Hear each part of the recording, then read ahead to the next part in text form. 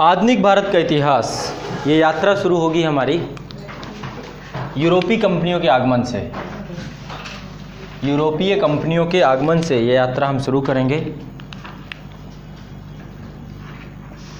यूरोपीय कंपनियों के आगमन से।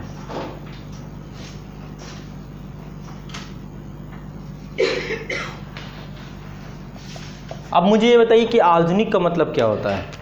इसे आधुनिक क्यों बोला गया? आधुनिक भारत का मतलब, आधुनिक का शब्द का मतलब क्या है? आधुनिक किसे कहेंगे? किसका प्रयोग होना? टेक्नोलॉजी की शुरुआत। अच्छा, आप क्या कर रही हैं? हाँ, और डिजिटलीकरण कहाँ से हो गया वहाँ पे? सर ज़्यादा हमारा पहले हमारा क्या एनालॉग में हमारे सारे यूज हो रहे थे और अब हमारा डिजिटल फॉर्म में सारे हमारी जो तो हमारा जल्दी हो रहा है। ये हम बात कब की कर रहे हैं? 1707 की कर रहे हैं। 1707 से औरंगजेब की मृत्यु के बाद के समय को आधुनिक भारत नाम दिया गया। चालू हो गया था डिजिटलीकरण। सर 1600 से क्या? आधुनिक का मतलब क्या है? कंपनियों के आगमन। कंपनी तो आ गई थी आपकी, पुर्तगाली आ गए थे 1498 में। 1600 क्यों जा रहे हैं? और पीछे जाइए, उससे मत जोड़िए। मैं कह रहा हूँ आधुनिक का मतलब, आधुनिक किसे कहते हैं? जो हमारी पुरानी नीतियाँ थी उनमें बदलाव। पुरानी नीतियों में बदलाव। अच्छा, और बोलते ना बड़ा आधुनिक व्यक्ति है, मॉडर्न। क्या होता है? न्यू सोच होना। नई सोच। नई सोच मतलब परिभाषा कीजिए नई सोच को। नई सोच किसे कहेंगे? सर जैसे हमारा अब कुछ चीज़ जैसे हमें लग रहा है कि जैसे कपड़ा हुआ या और चीज़ें हो गई, फिर आप पुरानी चीज़ में हम कुछ पहनते थे, क्या पहनते थे? जैसे पहले बोरा का ही लोग पहनते थे और कुछ, लेकिन अब अगर कोई बोरा का पहना है तो नहीं पहनेंगे। तो उस चीज़ को हमारा कब परिवर्तन लाना है? पिछले को देख के हमारा नवीनतम विचारों का उदय, नवीन विचारों का उदय। और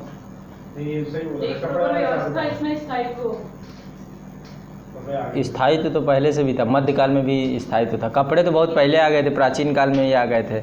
जब से मानव सभ्य बना बिना कपड़ों के घूम रहा है। देखिए क्या मतलब हमारा कैसे कैसे स्टाइलिश कपड़े पहनते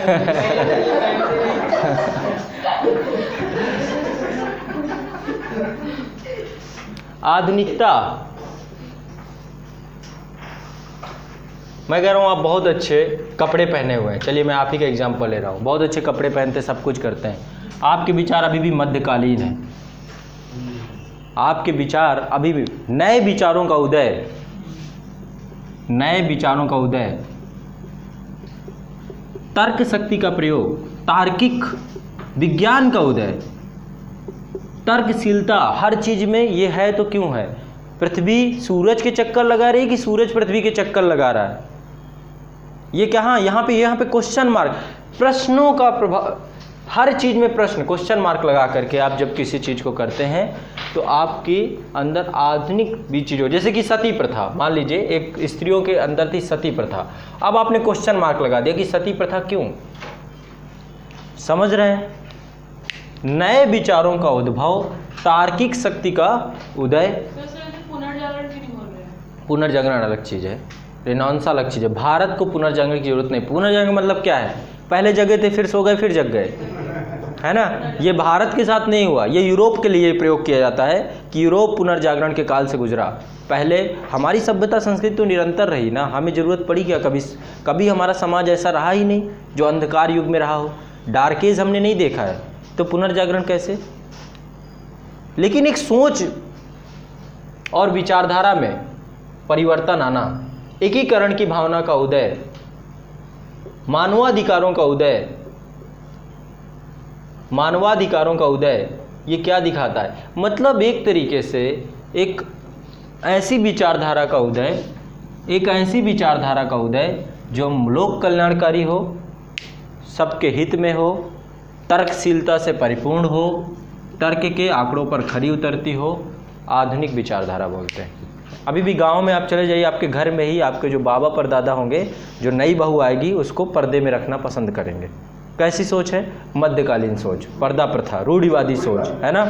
आज का आदमी भी मध्यकालीन सोच का होता है ना। और दूसरा व्यक्ति है कोई फ़र्क नहीं पड़ता, बोलते ना बेटा पल्लू वल्लू अब ठीक नहीं है, गांव घर में बोलते हैं। तो ये क्या है, ये नवीन विचारधारा कि भाई कब तक एक, आप खुद सोचो, एक ऐसी स्त्री जो ससुराल में जाने के बाद पहले स्वच्छंद रही अपने घर पे, जाने के बाद उसको एक कपड़े से ढक दिया गया, ठीक है। वो दिन भर उसको खाना भी परोसना है तो इतना घूंघट डाल के, ठीक है, उठना है कब कहीं गिर जाए, है ना, लेकिन फिर भी प्रैक्टिस होती है। तो मैं यहाँ पे कह रहा हूँ कि आधुनिकता का मतलब है तर्कशील समाज का उदय, ये आधुनिकता कहलाता है। आधुनिक होना, धीरे धीरे तर्कशीलता बढ़ती जा रही है हर चीज़ पे, यानी प्रतिदिन यानी प्रगतिशीलता का उदय। यहाँ पे प्रगतिशीलता का भी सूचक है, आप प्रगति कर रहे हो कि नहीं कर रहे हो, प्रगतिशीलता का उदय, ठीक है। संघर्ष का अभाव यहाँ पर भी नहीं है, यहाँ भी संघर्ष है, लेकिन संघर्ष के साथ साथ समन्वय की भावना, समन्वय की भावना ये भी है साथ में, संघर्ष भी है तो समन्वय भी है, ठीक है। ये सब आधुनिकता के द्योतक होते हैं। यहाँ पे मैंने ये नहीं पूछा था कि आधुनिक भारत क्या है, मैंने ये पूछा था कि आधुनिकता का मतलब क्या होता है। यदि आप प्रगतिशील विचारधारा के व्यक्ति हो तो आप आधुनिक हो, अन्यथा नहीं हो। यदि आप तार्किक हो तो आप आधुनिक हो, अन्यथा नहीं हो। समझ पा रहे हो मेरी बात को, मैं कहाँ पे ले जा रहा हूँ आपको, है ना। बहुत लोग होते हैं प्रगतिशीलता से उन्हें डर लगता है, वो एक कंफर्ट जोन में रहना पसंद करते हैं, कंफर्ट जोन से बाहर निकलने की जैसे ही बात करो वो उससे आगे नहीं निकल पाते हैं, है ना। तो आधुनिक विचारधारा का व्यक्ति वही है जो प्रगतिशील हो, जो तार्किक हो, जो एकीकरण की भावना करता हो, जो सामंजस्य की बात करता हो, ठीक है, यही है आधुनिकता। अब बात करते हैं आधुनिक भारत की। भारत कैसे आधुनिक हो गया, इतिहासकारों ने कैसे इस इरा को आधुनिक कह दिया। इतिहासकारों ने आधुनिक भारत क्यों कह दिया, चूँकि मध्यकालीन जो सोच और समन्वय चल रहा था, जो संघर्ष चल रहा था, उस पे यूरोपियों का आगमन हुआ। पहली बात, यूरोपीय संपर्क बढ़ा, इनके आगमन से एक संपर्क बढ़ा, और संपर्क बढ़ने के बाद ही भारत में एक नवीनतम तरीके से शासन व्यवस्था का उदय हुआ। एक नवीनतम तरीके से शासन व्यवस्था का उदय हुआ, जैसे कि धीरे धीरे अब देश में देश का जो क्षेत्र विखंडित था वो एकीकरण की तरफ बढ़ता चला गया, ठीक है। अंग्रेज पहले इतने क्षेत्र में थे, इसके बाद लगातार उनका विस्तार होता चला गया बहुत तरीक़ों से, सहायक संधि प्रणाली हो गई, है ना। तो एकीकरण की भावना, इसके बाद राष्ट्रीय भावना का उदय भी हुआ। ये तो गुलामी थी, औपनिवेशिक गिरा था, ठीक है। राष्ट्रीय भावना का उदय हुआ, लोगों के अंदर राष्ट्रवाद जगा। पहली बार हमें समझ में आया कि राष्ट्र जो होता है वो हर चीज़ से ऊपर उठ के होता है ना। सामाजिक सुधार आंदोलन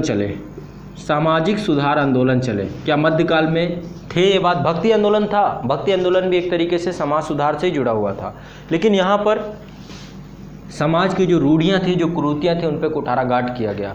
बाकायदा एक कानून के तहत उनको अप्रभावी बनाया गया, जो रूढ़ियाँ थी, ठीक है। पर्टिकुलर एक लॉ लाया गया जिसका अभाव था। धीरे धीरे हम जरूर हम गुलाम हुए, ठीक है, उसे गुलामी शब्द हम देते हैं। अंग्रेजों ने यहाँ पे औपनिवेशिक गुलामी शब्द इसलिए देते हैं क्योंकि उन्होंने शोषण किया हमारा, दरअसल बस।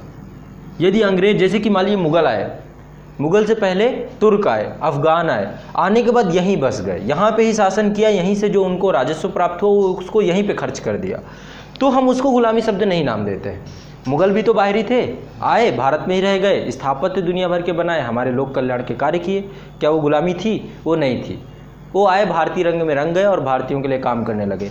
अंग्रेज भी यही काम करते, आते और यहीं पर रह जाते, और रह करके जो राजस्व प्राप्त होता वो हमारे ऊपर ही खर्च करते, हमारे हित में सोचते, हमें भी अपने जैसा या एक सभ्य स्वरूप में क्रिएट करने का प्रयास करते। यही तो शुरुआत में हमें लग रहा था कि ये ब्रिटेन में जो पढ़ के आए थे, जो भारत के बहुत सारे बुद्धिजीवी लोग जो ब्रिटेन से पढ़ के आए थे, उन्हें यही लग रहा था कि ब्रिटेन में तो बढ़िया लोकतांत्रिक व्यवस्था है, संसद है, वहाँ से कानून बनाए जाते हैं, ठीक है। आप देखेंगे ना, भारतीय स्वतंत्रता संग्राम में आधे से ज़्यादा वकील थे, कानून विशेषज्ञ थे, उन्हें पता था, तो उन्हें लग रहा था कि ये लोग आएंगे तो ये भी देश में ऐसा ही कुछ कर देंगे। लेकिन यहाँ के लोग को उन्होंने क्या किया, ब्लैक डॉग बना के रख दिया। है ना। तो कहीं ना कहीं पे इनकी जो ये नीति थी, शोषणकारी नीति, यदि ये नहीं होती तो हम तब भी गुलाम नहीं थे। गुलाम तो इसने बना दिया ना, ड्रेन ऑफ वेल्थ की थ्योरी ने गुलाम बना दिया ना हमें, है ना। तो यही सब आधुनिक भारत है। आधुनिकता के अंतर्गत क्या क्या हुआ? राष्ट्रीय भावना का उदय हुआ, सामाजिक सुधार आंदोलन हुए, ठीक है, यूरोपीय संपर्क में बढ़ोतरी हुई, ठीक है, नवीनतम विचारों का उदय हुआ, मानवाधिकारों की बात की गई, शोषण के विरुद्ध एक आवाज़ उठाई गई, कानून के माध्यम से प्राचीन रूढ़ियों को समाप्त करने का प्रयास किया गया।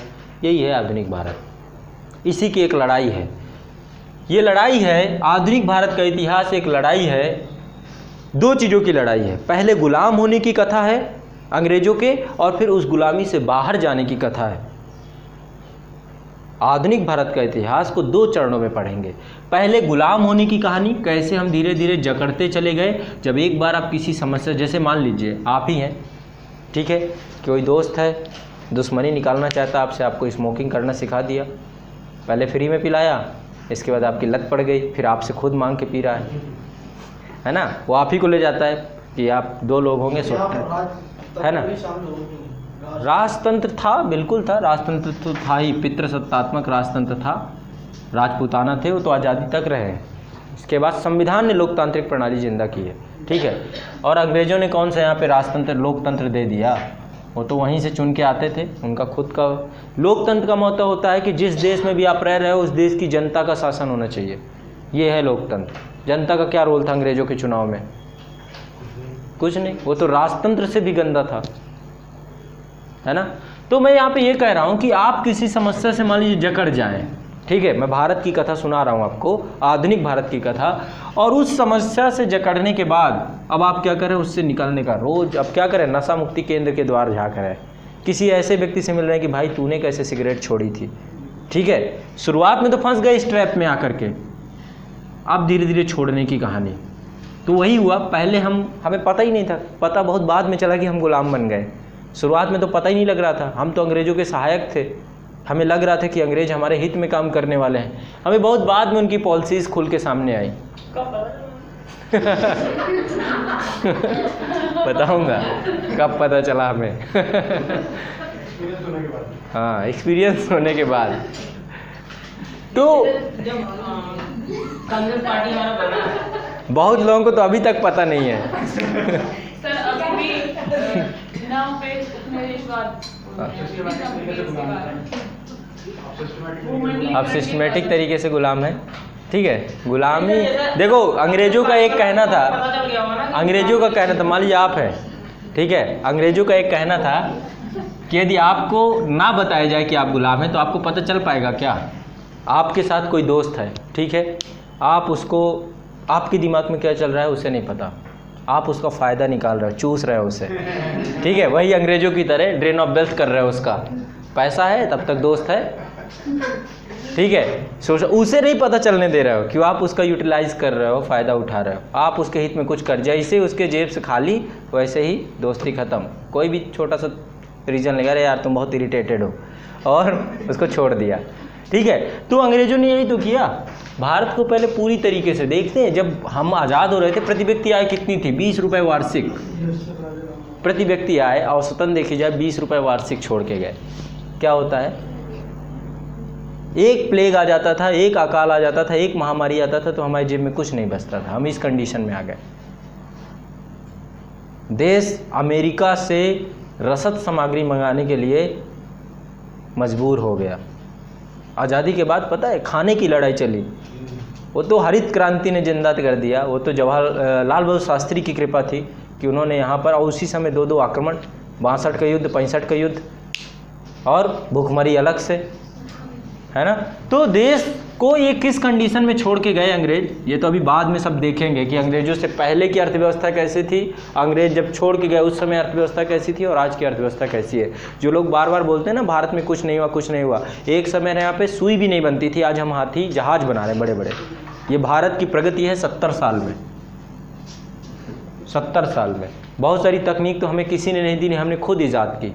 क्रायोजेनिक तकनीकी मांगने गए थे रसिया से, नहीं दी, बोला दूंगा, लेकिन बताऊंगा नहीं। पैसे से ख़रीद लो, ले जाओ इंजन चुपचाप और लगा के उड़ान भर लो, फिर आओ ख़रीदने।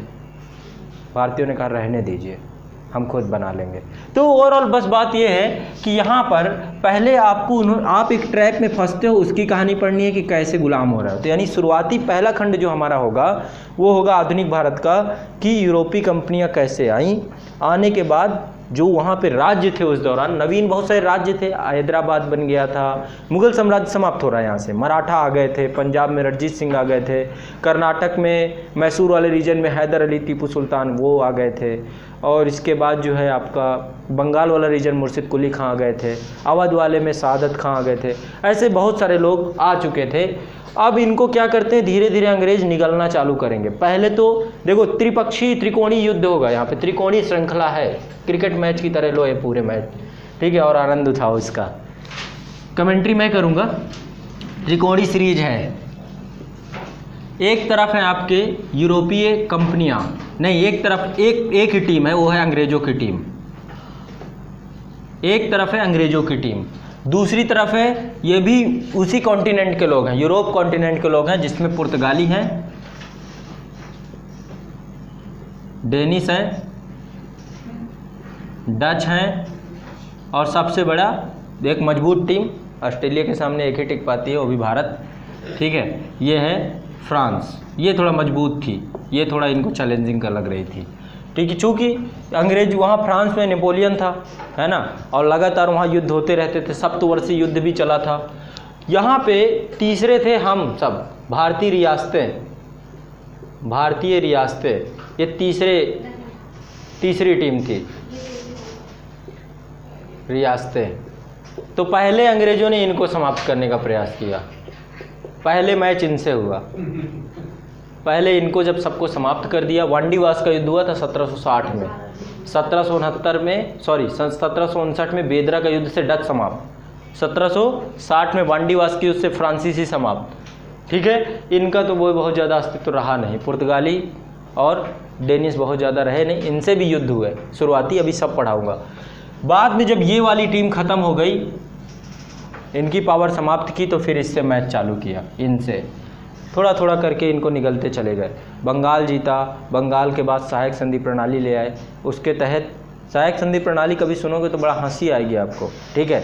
इसके बाद आपको आ गया वही व्यापकता का सिद्धांत लेके, क्या नाम था उसका, लॉर्ड डलहौजी, ठीक है, क्षेत्र का विस्तार करने लगा। तब कहीं जाके, अभी तक नहीं समझ में आ रहा था कि हम गुलाम हैं, पहली बार मंगल पांडे ने कहा कि भारत को अब पूर्ण स्वतंत्रता चाहिए, ये लड़ाई सिर्फ बंदूक की। आप कभी मूवी देखिए मंगल पांडे, उसमें भी काफ़ी अच्छे से चीज़ों को बताया गया है। और यहाँ से क्रांति जो 1857 की चिंगारी है, इस चिंगारी ने कहा कि अब हम अंग्रेज़ों से लोहा लेंगे। ये देश में थे कितने अंग्रेज, 1 लाख 1.5 लाख, हमारी संख्या कितनी थी, हमारी संख्या बहुत थी, हम करोड़ों में थे, 20 करोड़ 30 करोड़ की आबादी वाला देश, 1 लाख लोग आके गुलाम बना ले, दुनिया हंसेगी। आपके घर में, ठीक है, आपके घर में 15 लोगों का सदस्य घर है, ठीक है, कोई एक बाहरी पहुंच जाता है मेहमान, और आप 15 लोगों को अपनी उंगली में नचा रहा है, पानी लेकर आओ, अरे तुम खाने, वे सफाई नहीं, देखो गंदा पड़ा है, ठीक है, 15 लोगों के, और इनको पता नहीं चल पा रहा है कि गेम खेल रहा है, और आपस में लड़वा दिया 15 के 15 को। देखो उसने अभी ये तुम्हारे साथ कह के गया, चुगली कर रहा है एक दूसरे की, आप 15 के 15 बिखर गए, आराम से मज़े मार रहा है, भाई भाइयों में लड़ाई करा दिया, ठीक है, औरतों के बीच चुगली डलवा दिया। एक ही आदमी आया, 15 लोग फंस गए ट्रैप में। आमतौर पे यही होता है, आप देखते हैं ना, पारिवारिक विघटन की जो बात है उसमें बाहरी का रोल बहुत ज़्यादा होता है। आदमी समझ नहीं पाता हमारा परिवार, चूँकि हम विश्वास बाहरी पे कर बैठते हैं, वो बाहरी आपका रिलेटिव ही हो सकता है, पड़ोसी भी हो सकता है, जिसके साथ आप सबसे ज़्यादा समय बिताते हो। कभी भी एक चीज़ में एक संदेश यहाँ पे देना चाहूँगा, कभी भी आपके परिवार के बारे में यदि कोई बाहरी कभी बताए कि आपके परिवार ने कभी किया है, तो आप कभी जाके अपने परिवार से उस बात को साझा कीजिएगा। मैं 99% कह रहा हूँ वो गलत सिद्ध होगी। नहीं समझ में आया? आपका पर्सनल परिवार है, व्यक्तिगत परिवार है, और आपके परिवार के बारे में यदि कोई बुराई बता रहा है तो वो 99% गलत होगी। आप जाके अपने परिवार से उसको कभी क्लियर करने की कोशिश कीजिएगा। वो वही है, फूट डालो राज करो, आपके घर को तोड़ने की नीति होती है। यही अंग्रेजों ने किया, आए और आने के बाद सबसे पहला काम क्या किया, इन सब पे फूट डालो, तोड़ो छोटे छोटे टुकड़ों में इनको। उन्होंने भारत को, जैसे कि मैं हमेशा उस मूवी का एग्जांपल देता हूँ, मदारी मूवी का जो लास्ट पॉइंट है उसमें एक लीडर क्या बोलता है, वो होम मिनिस्टर होता है, होम मिनिस्टर के बेटे को वो चोरी करता है। होम मिनिस्टर ये बोलता है कि आप 121 करोड़ नहीं हो, या आपको भ्रम लगता है कि देश 121 करोड़ है, हमारे लिए तो आप छोटे छोटे टुकड़ों में विभाजित हो। ठीक है, आप इस पॉलिसी को अपना सकते हैं। कैसे? यूपीएससी के सिलेबस को ऐसे ही बांट दीजिए, फूट डालो राज करो, छोटे छोटे टुकड़ों में, और थोड़ा थोड़ा करके निपटाते चले जाइए। इधर से शुरू कीजिए, इधर शुरू करके खाते चले जाइए, कहीं भी कोई पॉलिसी अप्लाई कर दो। तो अंग्रेजों ने भी यहाँ पे भारतीय रियासतों को देखा कि ये तो सब छोटे छोटे टुकड़ों में बटी हुई हैं, बड़ा आसान है, इनके पास तकनीकी का अभाव है, आधुनिकता की कमी है, अभी भी तलवार से लड़ाई लड़ रहे हैं, भालों से लड़ाई लड़ रहे हैं। ठीक है, वो बंदूक लेके आ गए। आधुनिक तकनीकी ने, विज्ञान ने उनको आगे बढ़ा दिया। विज्ञान हमेशा जहाँ भी होता है ना, वो जीतता है, ये ध्यान रखना। अब आज का युद्ध आपको क्या लगता है? अब लोग दुनिया बोल रही थर्ड वर्ल्ड वार होगा, थर्ड वर्ल्ड वार होगा। कैसे होगा पता है आपको? कभी यदि थर्ड वर्ल्ड वार लड़ा जाएगा, तृतीय विश्व युद्ध, तो वो तकनीकी से होगा। वो इसलिए नहीं होगा कि मैं अपना परमाणु बम लेकर जाके अमेरिका में गिरा दूं, या अमेरिका भारत में गिरा दे, या कहीं कोई गिरा दे, या पाकिस्तान में गिरा दे। वो इसलिए नहीं होगा। वो जानते किस लिए होगा?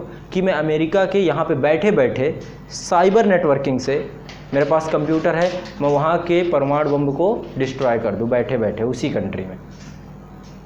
वो इसलिए हो जाएगा। आपके पूरे सिस्टम को मैं हैक कर लूँ। ये जो कंप्यूटर है ना, ये कंप्यूटर 1 सेकंड में पूरा कंप्यूटर आपका मेरे पास आ सकता है हैकिंग के माध्यम से। आने वाला विश्व की लड़ाई ऐसे होगी, यदि होनी होगी तो, नहीं हो तो वैसे निश्चित तौर पे। ठीक है, लेकिन हमारे जो इतिहास है, इतिहास को देखें तो इस समय दुनिया जो है हमेशा शांति और संघर्ष के बीच में जूझती रही है। कभी शांति रही है तो कभी संघर्ष रही है। अभी का इरा शांति का इरा है। कब संघर्ष में तब्दील हो जाए नहीं पता। कोशिश यही की जा रही कि शांति बरकरार रहे, आगे आने वाली पीढ़ियों के लिए भयावह नहीं होगी। नहीं तो आगे यदि ये शांति भंग होती है, इतिहास में यदि ये शांति भंग होती है तो ये पूरे प्लैनेट को ले जाएगी। ये प्लैनेट नहीं बचेगा जिस दिन ये संघर्ष में तब्दील हो गई। कोई भी शुरुआत हो सकती है, छोटी से छोटी शुरुआत हो सकती है। चूँकि अब सब ये बात को समझते हैं कि यदि शांति ही जीवन है, यदि शांति नहीं रही तो जीवन समाप्त हो जाएगा, दूषित हो जाएगा, कलुषित हो जाएगा। समझ रहे हैं? अलग विषय वस्तु है, वहाँ पे नहीं जाएंगे। मैं यहाँ पे बता रहा हूँ कि अंग्रेज जो थे, इन्होंने पहले यूरोपियों को पराजित किया, यूरोपियों के बाद भारतीयों में आ गए और भारतीयों को छोटे छोटे टुकड़ों में इन्होंने देखा और एक तरफ से निकलना शुरू किया। यहाँ से खाते चले गए और पूरे में ब्रिटिश साम्राज्य सर अंग्रेज तो यूरोपियन है ना? प्रत्यक्ष रूप से, हाँ अंग्रेज तो यूरोपियन में आते हैं ना? हाँ, ये भी यूरोपियन में आते हैं। एक अलग महाद्वीप, अलग द्वीप ही है ब्रिटिश। अंग्रेज भी यूरोपी हैं, लेकिन पहले इन्होंने अपने प्रतिद्वंदी पहले घरेलू टेस्ट श्रृंखला हुई कि पहले तुमसे निपट लेते हैं, है ना। पहले अपने आदमी से निपटो, बाद में पराये से। अपने से जितना थोड़ा कठिन होता है। सभी तो यूरोप में ही है, सभी यूरोप में है। ठीक है, तो पहले अपने घर वालों को पहले निपटाया, बाद में दूसरों के पास चलेंगे। ठीक है, अपना थोड़ा कठिन पड़ जाता है, इमोशनल टच होता है। लेकिन तो यहाँ पे ये पूरा गुलामी के जंजीर में हम बनते चले गए। बहुत समय बाद हमें पता चला, 1857 की क्रांति में पहली बार पता चला। ये बहुत बड़ी क्रांति थी देश के। तब भी नीचे वाले हिस्से में, दक्षिण भारत में तो कोई फर्क ही नहीं पड़ा, लेकिन उत्तर भारत पूरा कांप गया था इस क्रांति से। ठीक है, 10 मई के बाद जो है पूरी सैनिक छावनियों में क्या हलचलें थी, ये कभी चर्चा करेंगे जब 1857 की तब देखेंगे। ठीक है, अंग्रेज़ों के मन में भय व्याप्त हो गया होगा, ये तो पक्का था 1857 की क्रांति के बाद कि हम तो एक ही लाख हैं।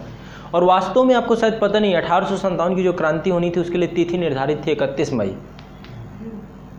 लेकिन अचानक ये बात लीक हो गई और 31 मई में जानते हो क्या होना था? देश की जितनी भी छावनियां हैं, चूँकि आपको शायद नहीं पता हो, 7 भारतीय सिपाहियों में 1 अंग्रेजी सिपाही होता था, यानी हमारी संख्या ज़्यादा थी। सभी छावनियों में एक साथ, सभी छावनियों में एक साथ और सभी राजाओं के द्वारा एक साथ। इसका नेतृत्व कौन कर रहा था? नेतृत्व कर रहे थे तात्या टोपे। नानाजी थे ना आपके बिठूर वाले क्षेत्र में, है ना, पेशवा नानाजी। तो ये था कि सब कुछ निर्धारित था, प्लानिंग थी, सब कुछ था कि सैनिक भाई, ये सब पूरी प्लानिंग बनी थी। मंगल पांडे और ये जितने भी बैरकपुर और बहरामपुर, यहाँ पे जो सैनिक दस्ता था, इन लोगों ने क्या किया था? विद्रोह कर दिया था। और उसी विद्रोह के परिणाम स्वरूप पूरी प्लानिंग बनेगी कि 31 मई के डेट को हम लोग पूरे देश में एक साथ हुंकार भरेंगे। लेकिन अंग्रेज़ों के पास बात कैसे चली गई और उसका दुष्परिणाम ये हुआ कि उन्होंने इसके बाद इन्होंने दूसरी डेट भी बनाई, क्योंकि इन्हें पता चल गया था कि बात गड़बड़ हो गई, लीक हो गई, अपने में से ही किसी ने बता दी। दूसरी डेट भी बनाई 1 मई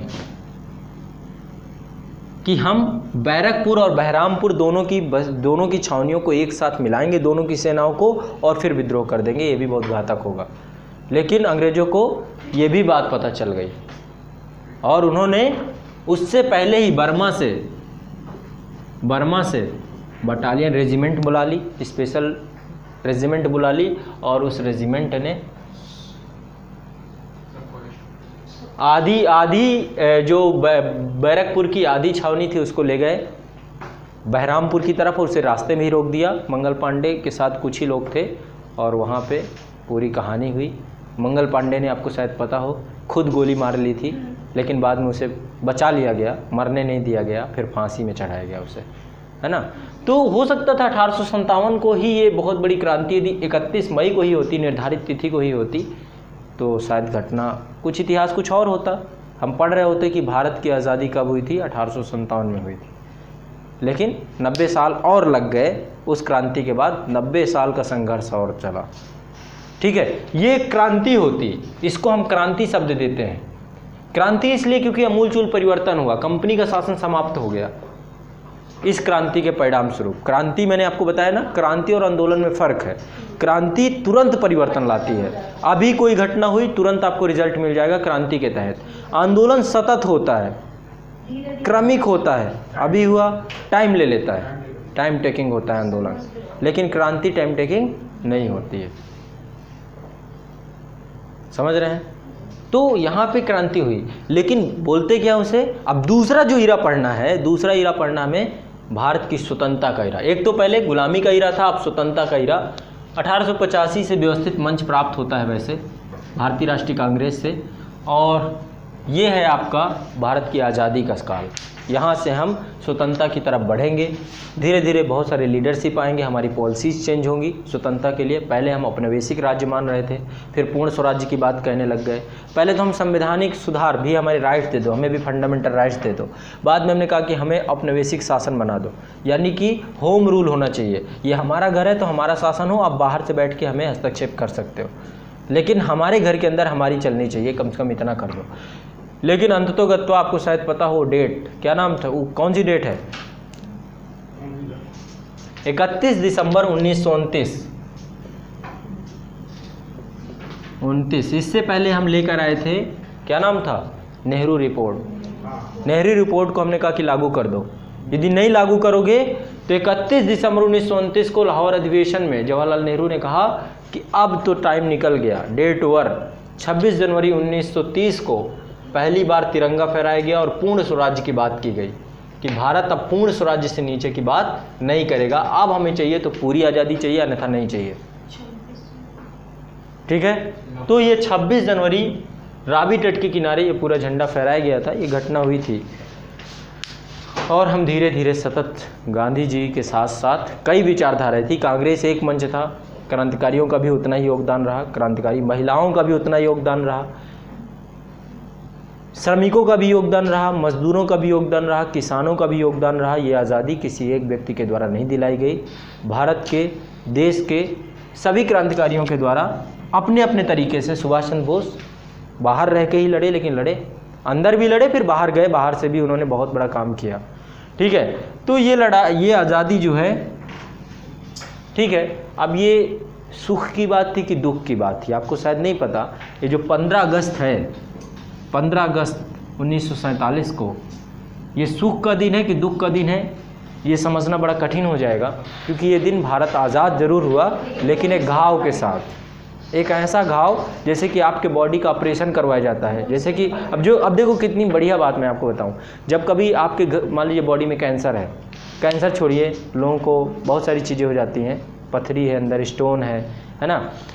जिस दिन ऑपरेशन होता है उस दिन खुशी मनाओ कि दुख मनाओ।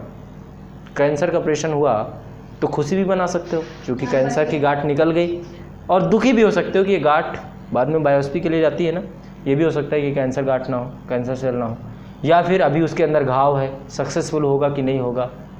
किडनी का ऑपरेशन होता है, नई किडनी लगाई जाती है, तो एक खुशी की बात है कि चलो नई ट्रांसप्लांट हो गई, दूसरी बात है कि आपके बॉडी के ऑर्गन इसे एक्सेप्ट करेंगे कि नहीं करेंगे, है ना, ऑटो रिजेक्शन भी हो सकता है।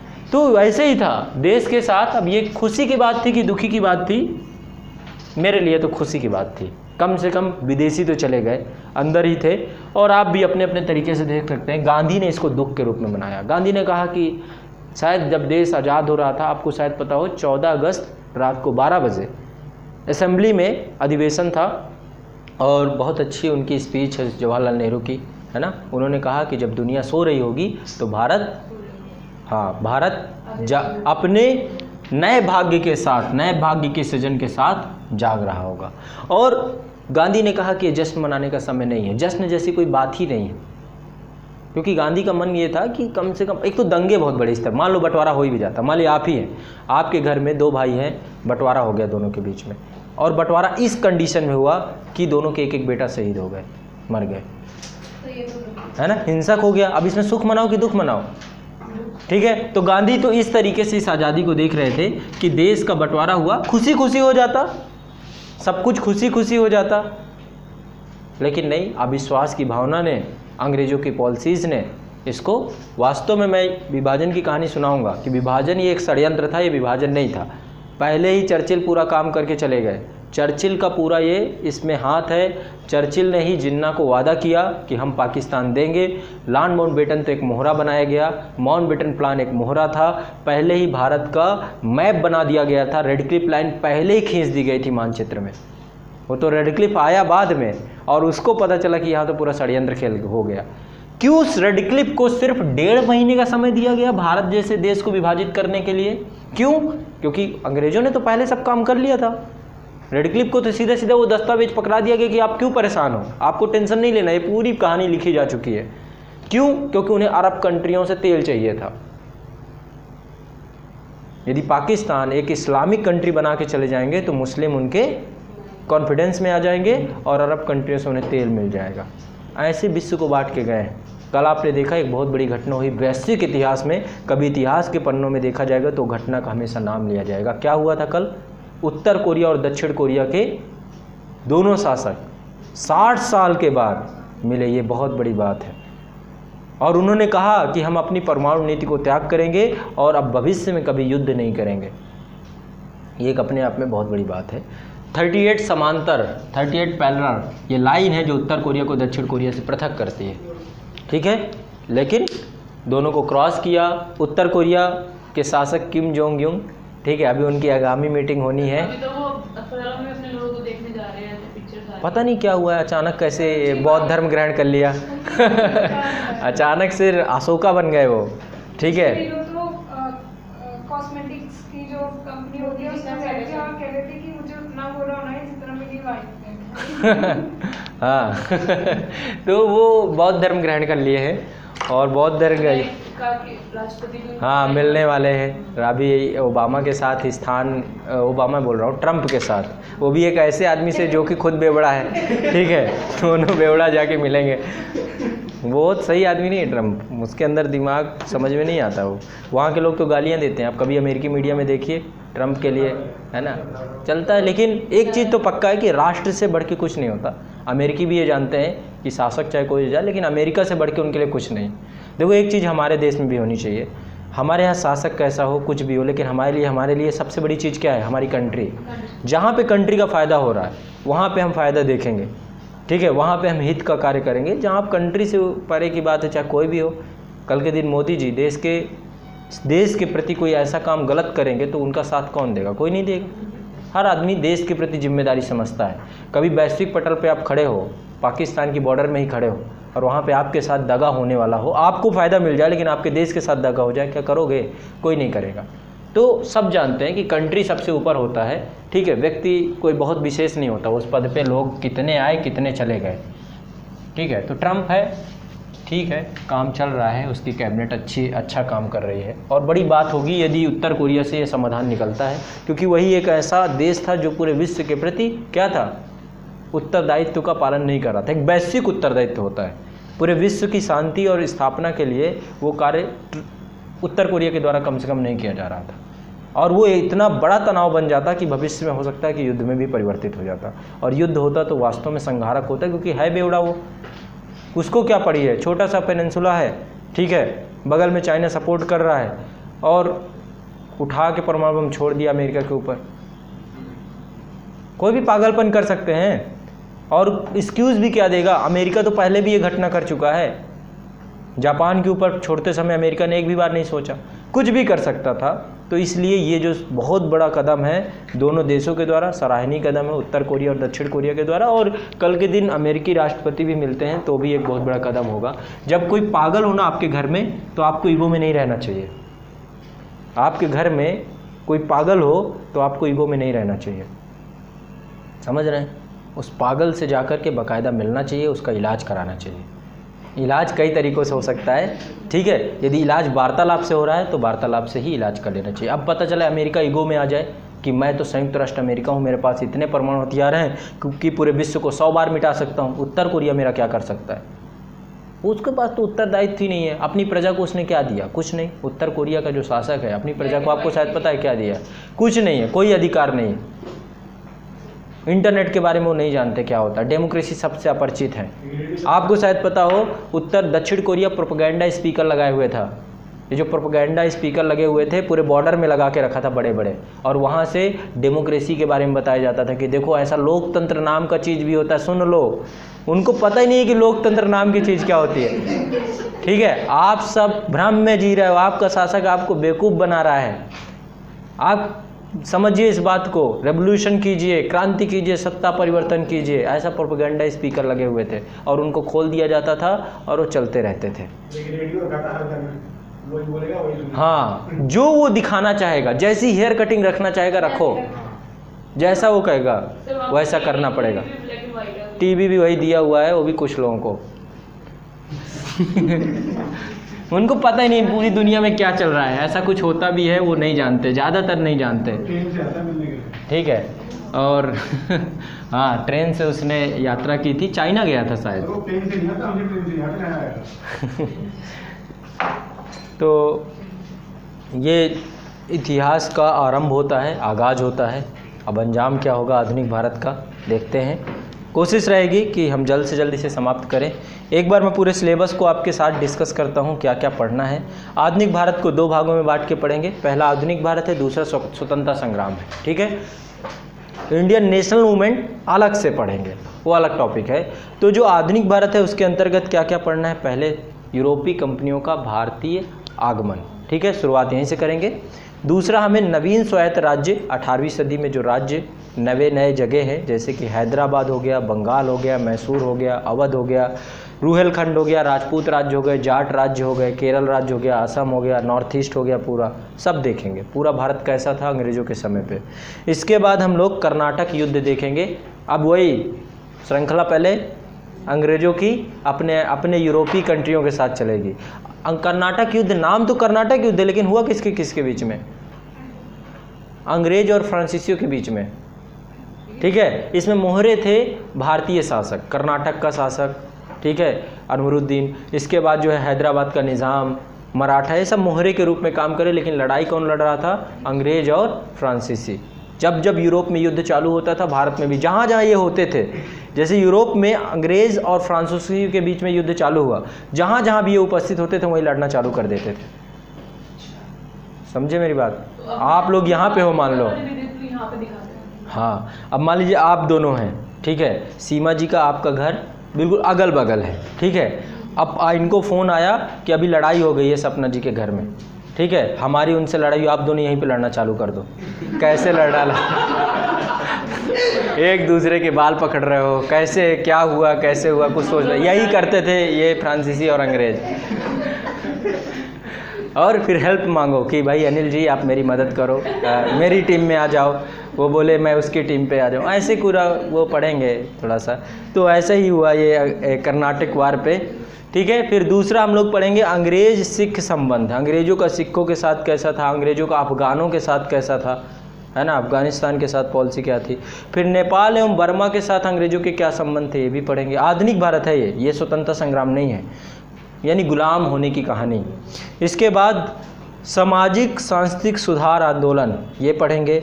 इसके बाद 1857 का विद्रोह पढ़ेंगे। फिर नागरिक आदिवासी जनजाति विद्रोह पढ़ेंगे।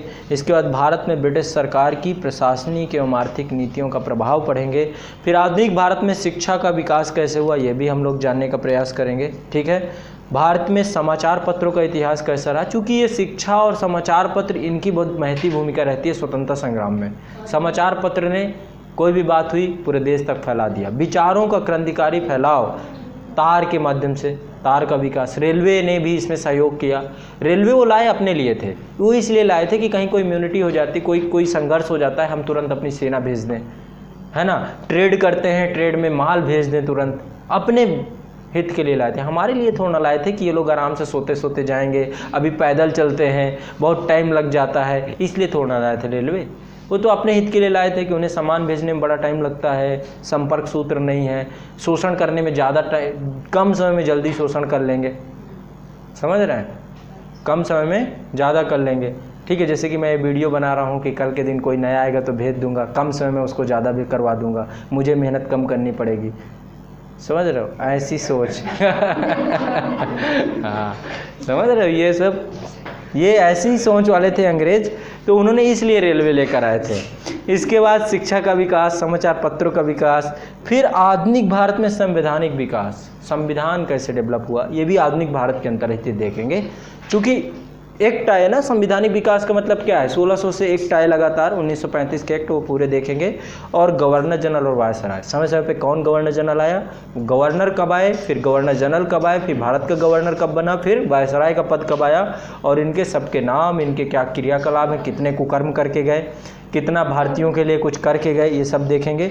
ये रहेगा आपका आधुनिक भारत के अंतर्गत। अब दूसरी बात चलेगी स्वतंत्रता संग्राम की। अब हम पढ़ते हैं भारत का स्वतंत्रता संघर्ष, अलग विषय वस्तु है। ये कहानी शुरू होगी भारतीय राष्ट्रीय कांग्रेस की स्थापना से, ठीक है। इसके बाद हम बंगाल विभाजन और स्वदेशी आंदोलन देखेंगे। इसके बाद हम प्रथम विश्व युद्ध के दौरान भारत में राष्ट्रवाद, प्रथम विश्व युद्ध के दौरान भारत में राष्ट्रवाद का शब्द जैसे ही बोलूँ वैसे होम रूल लीग आंदोलन याद आना चाहिए, है ना। इसके बाद हम लोग भारतीय राजनीति में महात्मा गांधी का पदार्पण, गांधी जी का आगमन हुआ, इसको हम लोग देखेंगे।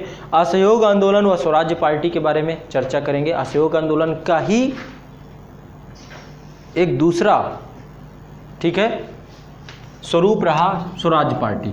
असहयोग आंदोलन असफल हुआ, चौरा चौरी घटना घट गई। 5 फरवरी 1922 ये वो दिन था जब गोरखपुर के, कहाँ पे, हाँ गोरखपुर बगल में ही है, तो गोरखपुर में ही एक पुलिस चौकी को आग लगा दी गई और 20 से ज़्यादा पुलिसकर्मी आग में झुलस के मर गए। गांधी जी को लगा कि हिंसा का रुख अख्तियार हो रहा है, हो सकता है अभी ये एक हिंसा हुई, चूँकि उस समय चरम में था सहयोग आंदोलन, तो गांधी जी को लग रहा था कि चूँकि ये हिंसा बड़ा रूप भी ले सकती है, वो दूर दृष्टिकोण के मालिक थे, उन्होंने इस असहयोग आंदोलन को रोक दिया। बहुत लोगों ने कहा कि ये गांधी जी को नहीं करना चाहिए था, क्योंकि बाकी जगह पे तो हिंसात्मक तरीके से आंदोलन नहीं चल रहा था, बाकी जगह से तो लोग अहिंसात्मक तरीके से, उनके साथ गांधी जी ने अन्याय कर दिया, है ना, बहुत लोगों का कहना था ये, बहुत लोगों का। लेकिन गांधी की सोच ये थी कि ये अहिंसा, हिंसा देखो बुराई फैलने में बहुत कम समय लगता है, लोगों को यहाँ से लोग कितना टाइम लगता, चालू कर देते यही काम, क्योंकि उनको जत्थों के जत्थे थे, और धीरे धीरे जो है आग लगना चालू हो जाती है हर जगह, पुलिस थानों में, स्टेशनों में, कितना समय लगता है चीज़ों में।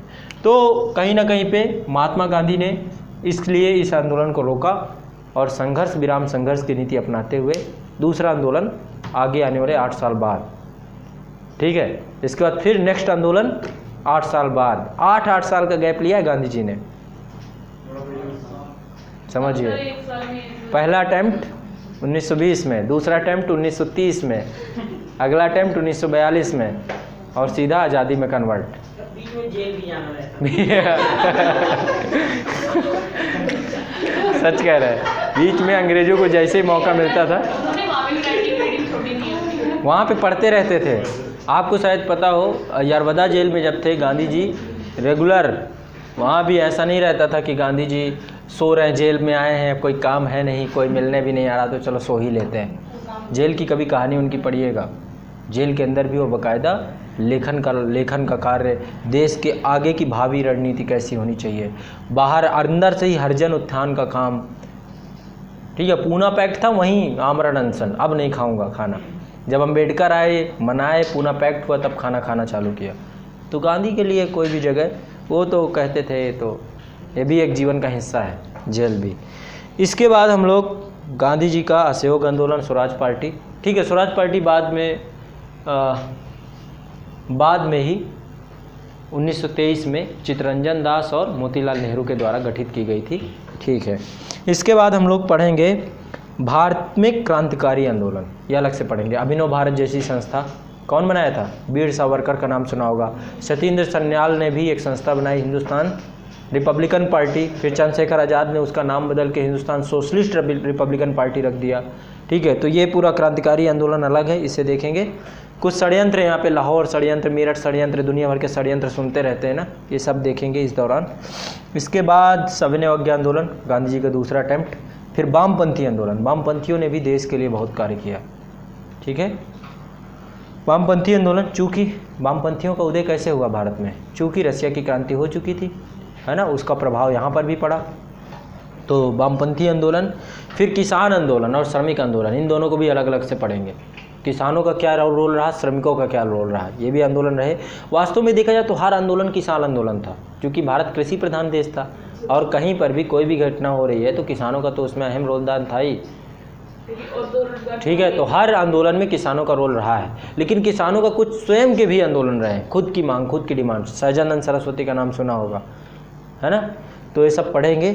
इसके बाद 1937 से 1942 के मध्य का घटनाक्रम बहुत महत्वपूर्ण है। क्यों घटनाक्रम महत्वपूर्ण है? यहीं पे पूरी तस्वीर लिखी गई, दो चीज़ों की तस्वीर, भारत की विभाजन की तस्वीर और भारत की आज़ादी की तस्वीर।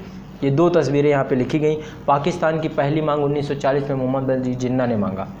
इसके बाद पहली बार संविधान की बात स्वीकार की अंग्रेजों ने 1940 के अगस्त प्रस्ताव के माध्यम से। इसी दौरान कांग्रेस ने मंत्रिमंडल से इस्तीफा दे दिया कि रखो अपने पास ये। ठीक है, इसके बाद 1942 में भारत छोड़ो आंदोलन, अगस्त क्रांति, ये देखेंगे। फिर भारत छोड़ो आंदोलन अच्छे से देखेंगे। इसके बाद आज़ाद हिंद फौज और नौसेना विद्रोह। आज़ाद हिंद फौज सुभाष चंद्र बोस और नौसेना विद्रोह 1946 में हुआ था। ये कहते हैं कि अंग्रेज़ों को जाते जाते, ठीक है, अंतिम लाठी मारी गई। जैसे भाग रहे हो ना, भागते भागते अंतिम लाठी, पीछे से कुछ नहीं चला के मारो, तो बोलते हैं कि अंतिम ताबूत। ये 1946 में हुई थी घटना, पढ़ेंगे, इससे यूपीएससी क्वेश्चन पूछ चुका है, अच्छे से पढ़ेंगे। नौसेना विद्रोह। इसके बाद सांप्रदायिकता देश में कैसे फैली, सांप्रदायिकता जो कि आज भी दंश है, इसमें अंग्रेज़ों का क्या हाथ रहा, ये पूरी तस्वीर साफ करेंगे। 1857 से ही सांप्रदायिकता का जहर घोला जाने लगा था। कैसे? 1857 का जो ये विद्रोह हुआ था, अंग्रेज़ों ने इसको सांप्रदायिक रंग दे दिया। उन्होंने क्या बोला? एक धर्म के खिलाफ दूसरे धर्म का विद्रोह था। उन्होंने क्या कहा? मुस्लिमों का, भाई मुगल साम्राज्य कौन था? बहादुर शाह जफर। मुस्लिमों को फिर से सत्ता कब्जानी थी। यहीं से सांप्रदायिकता का बीज फट गया। फिर आपने नाम सुना होगा सर सैयद अहमद खान। उन्होंने एक बुक लिखी, उस बुक में उन्होंने अंग्रेज़ों के प्रति स्वामी भक्ति भी दिखाई, और उसमें उन्होंने कहा कि हम आपके हितैषी हैं, ना कि आपके दुश्मन। और सर सैयद अहमद खान एक ऐसा व्यक्ति है जो कांग्रेस से कभी मिला नहीं, कभी बात नहीं किया, कुछ नहीं किया। ठीक है, तो यहीं से एक बीज फूट डालना उन्होंने शुरू किया, और धीरे धीरे फिर 1919 का अधिनियम, 1909 का अधिनियम, ये सब अधिनियमों ने उस पर,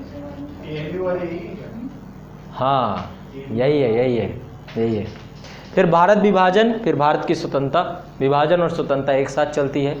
और इसके बाद आज़ादी के बाद का भारत भी देख लेंगे, 1947 से 1964 तक की इरा। इसमें नेहरू जी के बारे में बहुत जानने का प्रयास करेंगे कि नेहरू ने भारत के लिए क्या दिया, है ना। और इसके बाद फिर राजनीतिक और आर्थिक घटनाक्रम भी थोड़ा बहुत देख लेंगे। बस 1760 से लेकर 1764 तक का ये भारत आधुनिक भारतीय के इतिहास के अंतर्गत हम लोग बहुत डिटेल से पढ़ने जा रहे हैं और आगाज़ आज से करेंगे, देखते हैं अंजाम क्या होता है। धीरे धीरे चलेंगे, 1 महीने में प्रयास है कंप्लीट हो जाए। बहुत ज़्यादा है नहीं, लेकिन है भी बहुत ज़्यादा, दोनों चीज़ें हैं और करना डिटेल से ही है। उसके साथ कोई भी किसी भी तरीके का समझौता नहीं कर सकते कि मैं ऊपरी, क्योंकि मैंने आधुनिक भारत पढ़ा चुका हूँ एक बार, है ना, तब इतना डिटेल नहीं करवाया था। अब इतना डिटेल होगा कि अब दिल भर जाएगा, आंखों में आंसू आ जाएंगे, है ना, कि ऐसा तो नहीं पढ़ा था। इसलिए बहुत अच्छे से ये पढ़ाऊँगा और आधुनिक भारत से क्वेश्चन गलत नहीं होगा, ये मैं दावा करता हूँ। प्री में और मेंस लेवल का भी फैक्चुअल टाइप में सारी जानकारी हो जाएगी। लिखने की पद्धति बाद में बताऊंगा कि कैसे लिखना है हर चीज़ को, ठीक है। तो इसलिए आप लोग कमर कस लीजिए और अपने हाथों को तैयार कर लीजिए। अब बहुत लिखना है, लिखवाऊंगा भी जहाँ पे लगेगा कि समझा दूँ, कैसे भी करके समझा दूँ, हंसी मजाक में ही बात समझ में आ जाए, आप ही के घर का एग्जाम्पल लेके बात समझ में आ जाए तो समझा दूँगा, जैसे भी समझ में आएगा, ठीक है। तो समझते चले जाएंगे, ठीक।